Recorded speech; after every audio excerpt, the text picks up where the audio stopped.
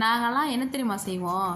Tea கடையில் போய் tea குடிச்சிட்டு அங்கே இருக்கிறவங்கள்ட்ட எங்கே வேலை செய்கிறீங்க, உங்கள் பேர் என்ன, உங்கள் குடும்பத்தில் என்ன, எத்தனை பேர் இருக்கீங்க, எவ்வளோ வருமானம்னு கேட்போம். இல்லைன்னா போகிற பஸ்ஸில் ஏறி அங்கே இருக்க யார்கிட்டையாவது ஒருத்தவங்கள்ட்ட பேசுகிறத வீடியோ எடுத்து சிஎம் ட்ரெயினில் போனார், சிஎம் பஸ்ஸில் போனார், சிஎம் டீயை குடிக்க போனார்.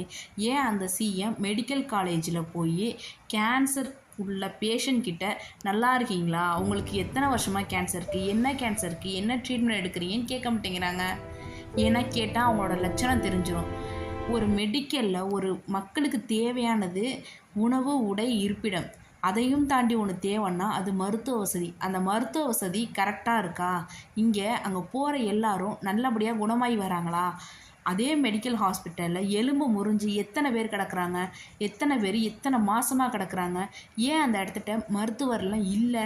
அதெல்லாம் ஏன் யோசிக்க மாட்டேங்கிறீங்க? அதெல்லாம் ஏன் கேட்க மாட்டேங்கிறீங்க? இந்த கட்சி ஆண்டா நல்லாயிருக்கும், அந்த கட்சி ஆண்டா, ஆனால் எந்த கட்சி ஆண்டாலும் மெடிக்கல் ஹாஸ்பிட்டலில் அங்கே இருக்கிற ஒவ்வொரு பேஷண்ட்டு பின்னாடியும் ஒரு சோகமான கதை இருக்குது. எனக்கு வந்து கேன்சர் இருக்குது அப்படின்னா நான் போய் ஒரு கலெக்டர்கிட்ட மனு கொடுக்குறேன்னா அவங்களுக்கு கரெக்டான அமௌண்ட் வருதா? இல்லையே. அவங்களுக்கு வாழ்வாதாரம் என்ன பண்ணுவாங்க? நீங்கள் கொடுக்குற அந்த 1000 ரூபாயை வச்சு அவங்க சாப்பாடு, மருந்து எல்லாமே வாங்கிக்குவாங்களா? ஒரு கேன்சர்னு எடுத்துக்கிட்டால் எல்லா மருந்தும் கவர்மெண்ட்டில் கிடைக்கிறது கிடையாது. அதேமாரி அவங்க பஸ்ஸுக்கு போகிற நீங்கள் மகளிருக்கு தானே ஃப்ரீ கொடுத்துருக்கீங்க, பேஷண்ட்ஸுக்கு ஒன்றும் ஃப்ரீ கொடுக்கலையே. அந்த பேஷண்ட்டுக்கான சீட்டு ஒன்றும் ஃப்ரீ கிடையாது. இங்கேருந்து பஸ்ஸில் ஏறி ஏன் இந்த மக்களுக்கு கூட மனிதநேயம் கிடையாது? கேன்சர் பேஷண்ட்டாக இருந்தாங்கன்னா என்ன பேஷண்ட்டாக இருந்தாங்கன்னா காலேஜ் பிள்ளைங்களுக்கு பணம் கொடுக்குறீங்க, ஏன் கொடுக்குறீங்க? காலேஜ் பிள்ளைங்க ஒரு வயசானவங்க ஏறினா கூட இடம் கொடுக்கறது கிடையாது. ஒரு பேஷண்ட் ஏறினாலும் இடம் கொடுக்கறது கிடையாது. ஒரு மாதமானவங்க ஏறினாலும் இடம் கொடுக்கறது கிடையாது. இது எல்லாரையும் சொல்ல முடியாது. 150 பேர் அப்படி தான் இருக்கிறாங்க. ஏன் அதுக்கெல்லாம் நீங்கள் ஒரு தீர்வு கொடுக்க மாட்டேங்கிறீங்க? ஒரு கேன்சர் பேஷண்ட்டு இத்தனை நாள் வரணும்னு கொடுக்குறாங்க. அங்கே போய் பாருங்கள் எத்தனை பேஷண்ட்டு தரையில் படுத்து கிடக்குறாங்கன்னு.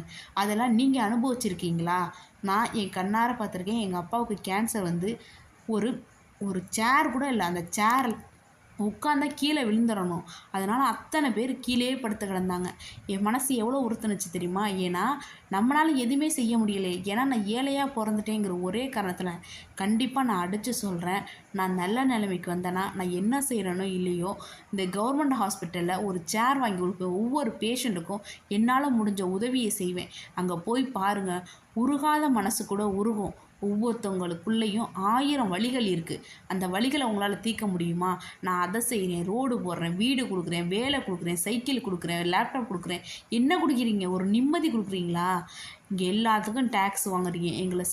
நீங்கள் மதுபான கடையை மூடுறேன்னு வாயால் சொல்கிறீங்க ஒழிய நிஜத்தில் மூடுறதே கிடையாது. சிகரெட்டை ஒழிக்கிறீங்களா?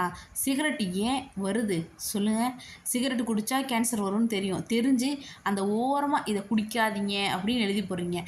கண்ணை முன்னாடி வச்சுக்கிட்டு நீ சாப்பிடாதுன்னு சொன்னால் எப்படி சாப்பிடாமல் இருப்பான்? நீங்கள் அதை வைக்கவே கூடாது, சரிங்களா? என் அப்பாவுக்கு உதவி கேட்டு நான் நிறைய பேர்கிட்ட போனேன். ஏன்னா எங்கள் அப்பாவுக்கு வயிற்றில் குடலில் கேன்சர் வந்துருந்துச்சு. வெளியில் குடலை எடுத்து வச்சு நாங்கள் அலையாத இடம் கிடையாது.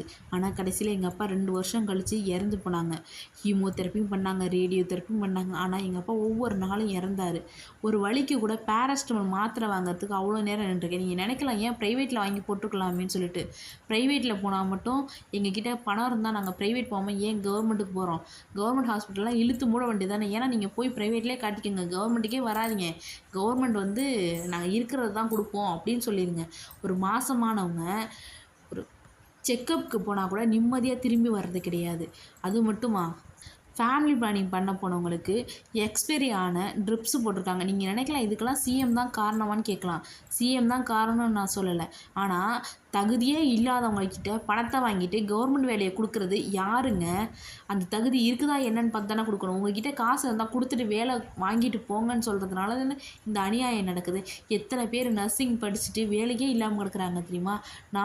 நானும் தான் ப்ரைவேட்டில் ஒர்க் பண்ணுறோம். கவர்மெண்ட்டில் வேலை கிடைக்கிறதில்ல. கவர்மெண்ட்டில் இருக்கிறவங்க அடுத்தவங்களுக்கு வழி விடுறது கிடையாது.